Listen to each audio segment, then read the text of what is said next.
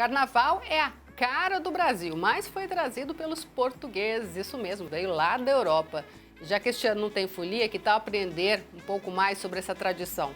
Quem conversa com a gente é a professora de História de Ensino à Distância da Unicesumar, Luciane Pereira. Tudo bem, Luciane? Tudo bem, Elaine?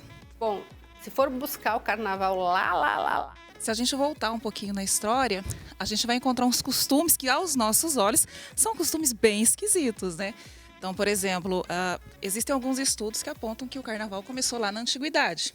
E, por exemplo, na Babilônia e na Mesopotâmia, tinham alguns hábitos para celebrar o que a gente conhece hoje por carnaval, que fazem a gente pensar um pouquinho. Então, por exemplo, na Babilônia, o preso ele tinha um dia no qual ele assumia os privilégios de um rei. Então, ele se vestia como um rei, ele bebia, ele comia, ele saía com as mulheres do rei, ele aproveitava esse dia. No dia seguinte, ele era morto, em alguns casos, empalado.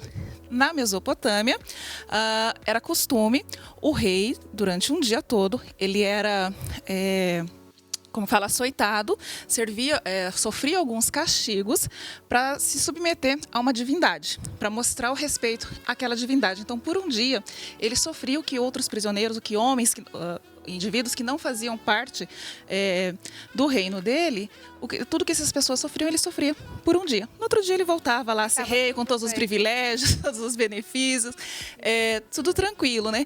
Alguns estudos ainda relacionam a questão dos bacanais, né? As festas em homenagem a Dionísio, também como hábitos ligados ao carnaval. Mas foi a igreja que meio que não diria fortaleceu, mas segmentou o carnaval? Então, o que acontece? Quando a gente tem o cristianismo, né, quando o cristianismo se torna, então, a religião oficial, ele tem que lidar com realidades que vêm de um mundo pagão. Em alguns casos, é mais fácil você pegar hábitos, culturas e trazer para o seu contexto do que tentar simplesmente acabar com esses hábitos. A questão dessas festividades pagãs, então, até aquele momento, foi um desses casos. Então, o que a igreja faz? A igreja católica, o que o cristianismo faz? Ele incorpora essas festividades à sua tradição. E, incorporando, ela vai mudando o tom dessas festividades, né? Então, alguns hábitos, alguns costumes em diferentes partes do mundo que existiam, a partir do momento em que a Igreja Católica traz para si, então incorpora a questão das celebrações do carnaval, isso vai se transformando. Por isso que alguns estudos apontam que, na verdade, o carnaval ele não é uma festa pagã, ele é uma festa cristã. Mas, na verdade, é porque o cristianismo foi moldando, então, incorporando esse momento à sua tradição para poder ter maior controle também, porque em muitos lugares a questão da orgia era muito forte. Então, os excessos acabavam acontecendo. E dentro de uma cultura cristã, esses excessos, eles estão relacionados ao pecado, a uma outra questão. Além disso, quando a gente volta lá na Mesopotâmia, com a história do rei que era açoitado para mostrar a submissão a uma divindade, dentro da Igreja Católica ainda existe a ideia de que, se a gente manter esse ritual, essa inversão de papel entre o rei e uma divindade, a gente vai ter que pensar, vai dar margem para que se pense numa inversão de papel entre Deus e o diabo, entre o céu e o inferno. Isso não pode acontecer. Olha, Deus é soberano. Então, tudo isso vai se transformando a partir do momento em que o cristianismo, então, ele traz para si essas celebrações. E a gente acha que a gente é meio doido hoje, né? Gente, tem muita coisa louca por aí, louca assim, entre aspas, né? Porque é questão de hábito. Nossa visão, sim, né? De costumes. Exatamente.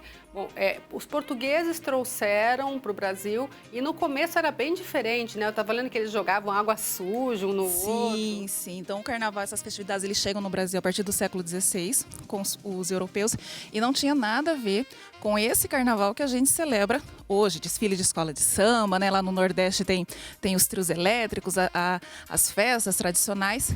Não, era bem diferente. Então, o que acontecia naquele momento? Na verdade, não se chamava nem carnaval, se chamava entrudo, era o nome que se tinha. E, assim, os escravos, então a gente está falando de um contexto onde existia a escravidão, onde as diferenças sociais eram muito marcantes, ainda temos, mas naquele contexto as coisas tinham uma outra proporção.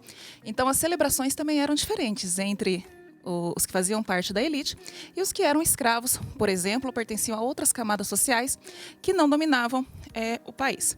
Então, o que acontecia? Para esses senhores, na época da colonização até o período imperial, então para a família real, para as pessoas que tinham influência política, que tinham influência econômica, então era comemorado dentro das suas casas, das suas respectivas casas, e eles jogavam água suja em quem passava pela rua. Essa era a comemoração deles.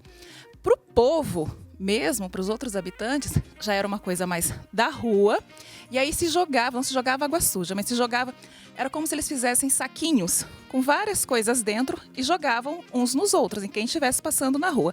E o que tinha dentro desses saquinhos? Num primeiro momento de tudo, farinha, limão, até mesmo urina, se colocava, exatamente, e jogava nos outros. Então era uma prática que chegava a ser violenta, né?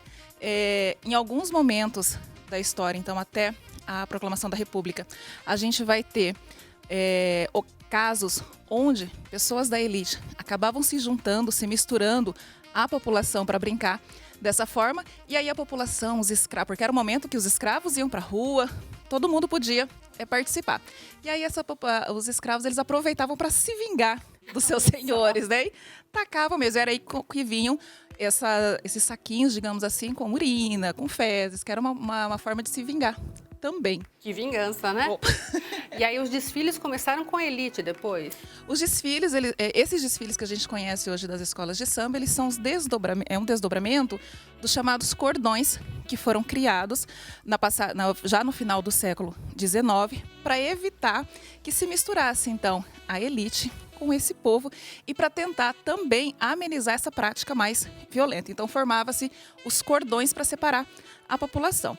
Os desfiles eles já começam aí no século XX, né, já na primeira metade do século XX, mas aí como um desdobramento. E aí uma outra curiosidade. Hoje as escolas de samba têm o samba enredo, né? Naquele período a gente não tinha o samba como característica principal do carnaval, eram as marchinhas, né? Século XIX nós temos Chiquinha Gonzaga, que é a precursora aí das marchinhas carnavalescas. Então é um desdobramento e no decorrer do século XX vai ganhando a forma, o tamanho que a gente tem hoje. E aí foi só crescendo, né? Foi só crescendo. E assim, é importante a gente lembrar, né, que embora a gente tenha essa imagem do carnaval das escolas de samba, as regionalidades, né? Porque o carnaval que a gente vê São Paulo, Rio de Janeiro, é diferente do carnaval que a gente vê no Nordeste, no Norte, aqui na região Sul. Então, no decorrer da história, vão se incorporando essas práticas, essas características, as peculiaridades de cada uma das nossas regiões. Legal. Muito obrigada por compartilhar com a gente. Eu que agradeço o convite, Eliane.